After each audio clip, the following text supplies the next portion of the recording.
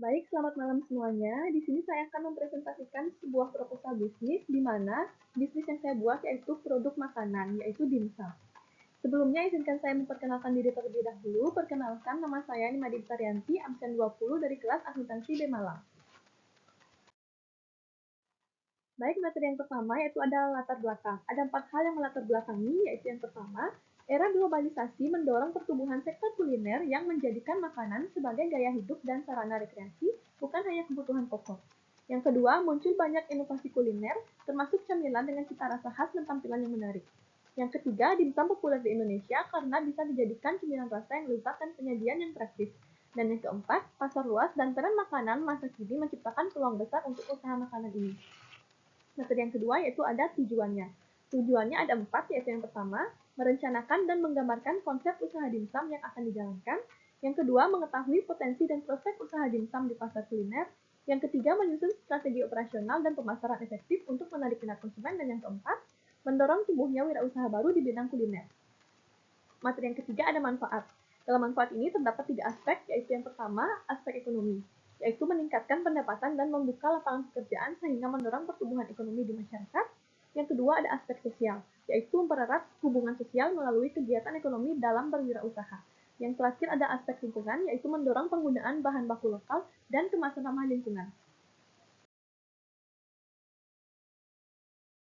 Yaitu ada gambaran umum usaha. Yang pertama, nama produknya yaitu dimsum, jenis usaha makanan atau cemilan. Yang ketiga, strategi pemasaran, yaitu lokasi usaha home industry di mana proses produksi sampai penjualannya berlokasikan di rumah. Yang kedua ada wilayah pemasaran, yaitu mencakup seluruh lapisan masyarakat di semua kalangan. Pemasaran juga dilakukan secara online melalui aplikasi GoFood, GrabFood, dan media sosial lainnya untuk proses promosi. Yang ketiga ada kegiatan pemasaran, yaitu dengan mengunggah konten video promosi menarik untuk memperkenalkan produk dan membuatkan banner produk di lokasi usaha. Yang keempat ada keunikan usaha, yaitu rasa dimsum ini bisa disesuaikan dengan selera lokal sesuai dengan lidah masyarakat Indonesia dan bahan baku yang mengandung protein yang berasal dari dagingnya. Dibuat melalui teknik mengukus sehingga lebih sehat, disajikan dengan kemasan praktis dan harga terjangkau untuk semua kalangan. Yang kelima ada promosi yang diberikan, yaitu yang pertama ada memberikan diskon, yang kedua memberikan harga lebih murah untuk paket instan, yang ketiga memberikan gratis ongkir untuk wilayah sekitar, dan yang keempat memberikan voucher online. Materi selanjutnya yaitu ada aspek usaha. Aspek usaha ini terdapat 2 hal, yaitu aspek manajemen dan juga aspek hukum. Dalam aspek manajemen terdapat 4 hal, yaitu yang pertama perencanaan. Perencanaan di sini dimaksudkan adalah perencanaan terhadap kapasitas produksi, perencanaan keuangan, dan perencanaan strategi pemasaran yang akan dilakukan. Yang kedua ada pengorganisasian. Tahap ini dilakukan untuk membagi tanggung jawab pada bagian masing-masing agar usaha berjalan dengan efektif. Yang ketiga ada pengawasan. Pengawasan dilakukan agar usaha berjalan sesuai dengan rencana, seperti pengawasan kualitas, pengawasan keuangan, dan pengawasan kinerja karyawan. Yang terakhir ada evaluasi. Kegiatan ini dilakukan secara berkala untuk menilai hasil pelaksanaan usaha dan menentukan langkah perbaikan. Aspek yang kedua ada aspek hukum. Dalam aspek hukum terdapat 3 hal, yaitu yang pertama hak paten. Hak paten digunakan untuk melindungi identitas dan keunikan produk. Yang kedua ada badan usaha. Pemilihan bentuk badan usaha penting untuk menentukan legalitas dan tanggung jawab hukum. Misalnya, dalam usaha ini memilih bentuk UMKM. Yang ketiga ada perizinan dan gizi. Agar dapat dipasarkan secara legal, diperlukan beberapa perizinan dan sertifikasi, seperti MIB, izin produksi, sertifikat halal, label informasi gizi, dan surat edar dari BPOM. Selanjutnya ada analisis pasar. Yang pertama ada profil konsumen. Masyarakat sekitar dari semua kalangan dengan yang menyukai makanan praktis, siap saji, dan kemasan higienis, serta gemar mencoba kuliner baru dan sering memberi lewat platform daring seperti GoFood dan GrabFood. Yang kedua ada potensi dan segmentasi pasar. Usaha ini memiliki potensi pasar yang sangat luas dengan target semua kalangan usia dan disebarluaskan melalui platform digital yang bisa dikirim melalui aplikasi online. Yang ketiga ada analisis pesaing dan peluang bisnis. Persaingan untuk usaha ini biasanya melalui restoran, kedai kecil, dan penjual online seperti GoFood dan GrabFood. Tetapi usaha home industry dapat unggul lewat harga yang lebih terjangkau, permintaan dimsum yang stabil, dan terus meningkat. Baik, materi selanjutnya yaitu ada analisis SWOT. Yang pertama ada strength atau kekuatan, yaitu ada 4 hal. Yang pertama, harga yang terjangkau untuk bisa dinikmati semua kalangan. Yang kedua, variasi menu yang beragam sehingga tidak membosankan untuk dikonsumsi. Yang ketiga, biaya produksi yang rendah dan bahan baku yang mudah ditemui.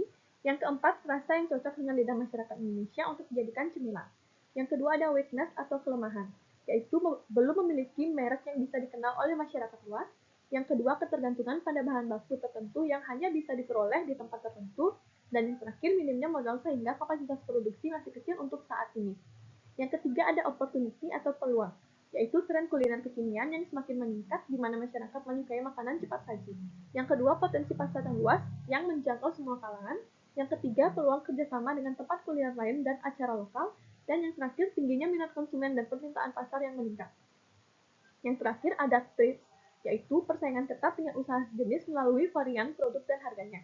Yang kedua, perubahan biaya bahan baku yang sewaktu-waktu meningkat. Dan yang terakhir, penurunan daya beli masyarakat karena tren masyarakat. Selanjutnya yaitu ada metode pelaksanaan. Yang pertama ada bahan dan peralatan. Di sini ada 3 macam, yaitu bahan baku, bahan penolong, dan juga peralatan. Yang pertama ada bahan baku yang kami gunakan, yaitu daging ayam, kulit dimsum, tepung tapioka, dan telur.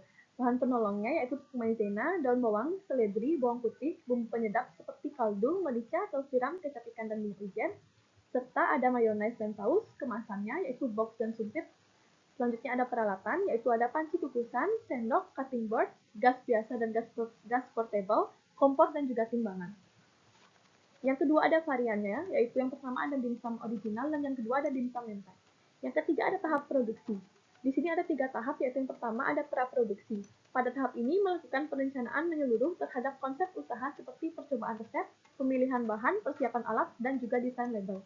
Yang kedua ada proses produksi, yaitu melakukan pengolahan terhadap semua bahan yang disiapkan menjadi suatu produk dimsum yang sudah jadi. Yang ketiga ada pengemasan. Pengemasan di sini yaitu tahapan akhir dengan pengemasan yang dilakukan setelah dimsum dalam keadaan dingin, lalu disusun rapi dalam wadah sesuai jumlah porsi dan diberi label produk. Selanjutnya yaitu ada rencana anggaran biaya. Yang pertama ada biaya investasi awal. Biaya investasi awal di sini merupakan biaya yang dikeluarkan hanya sekali dalam pembelian suatu produk awal. Yaitu di sini ada rinciannya dengan total biaya sebesar 3.950.000. Yang kedua ada biaya operasional bulanan, yaitu merupakan biaya yang akan dikeluarkan setiap bulannya. Terdapat rinciannya seperti berikut ini, yaitu dengan total biaya operasionalnya sebesar 3.975.000. Yang ketiga ada estimasi pendapatan dan keuntungan. Pendapatan per bulan yaitu 700 bungkus dikali 15.000 harga per boxnya yaitu sebesar 10.500.000. Yang kedua ada keuntungan per bulan yaitu 10.500.000 dikurangi dengan 3.975.000 yaitu sebesar 6.525.000 per bulan. Yang ketiga ada modal awal investasi yaitu sebesar 3.950.000. Yang keempat ada waktu balik modal di mana modal awal dibagi dengan keuntungan per bulan, sehingga membutuhkan waktu sekitar 1-2 bulan.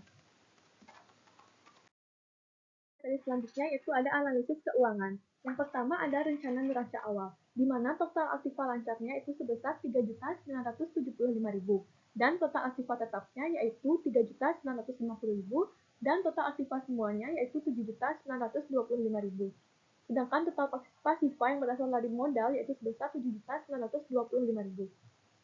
Yang kedua ada rencana neraca akhir, di mana total aktiva lancar yaitu sebesar 10.800.000 dan aktiva tetap yaitu 2.633.334 rupiah setelah diakumulasikan dengan penyusutan. Sehingga total aktiva semuanya yaitu 13.433.334 rupiah dan total pasifa yang berasal dari modal yaitu sebesar 13.433.334 rupiah. Yang ketiga ada laporan laba rugi, di mana penjualannya sebesar 10.500.000 dan HPP-nya yaitu 1.725.000 per bulan, sehingga labanya yaitu 8.775.000.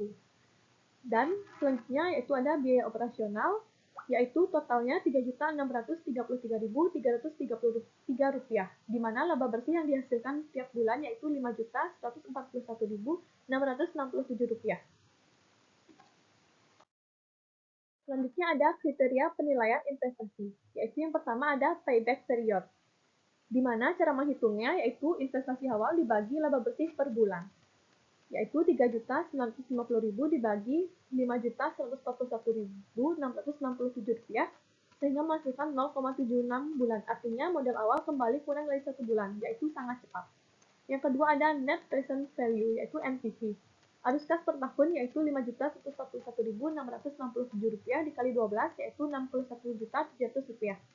NPV-nya yaitu Rp153.438.767, yaitu positif. Artinya investasi sangat layak karena menghasilkan nilai sekarang yang jauh lebih besar dari modal awal.